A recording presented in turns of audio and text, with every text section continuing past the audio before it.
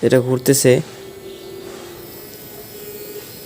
বাবা, এটা মানে হাত দরকার হলে মাংস উঠে যাবে, বাট এটা থামবে না। এটা খুবই পাওয়ারফুল, দেখতে পাচ্ছেন যে ঘুরতেছে। So hello guys, welcome back new another video. তো আজকের এই ভিডিওতে আমি আলোচনা করব হলো আমাদের যে n20 mini micro gear motor আছে সেটা নিয়ে।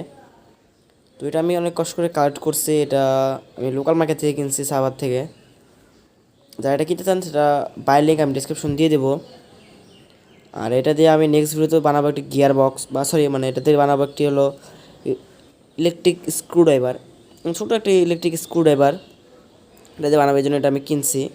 দেখতে পাচ্ছেন এটা মানে আরপিএম মানে 100 থেকে 150-এর মধ্যে আরপিএম হতে পারে, মানে রোটেশন। আর হইলো এটা আমি 18 650 ব্যাটারিতে টেস্ট করব। এটা কিন্তু টর্ক, অনেক টর্ক। এটা আসলে হাত দিয়ে আটকানো যায় না।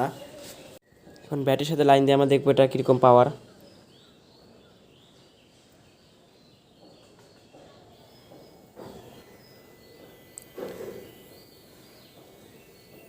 গাইজ এটা আসলে কীভাবে যে ধরবো, দেখতে পাচ্ছেন যে এটা মুভ করতেছে, এটা ঘুরতেছে।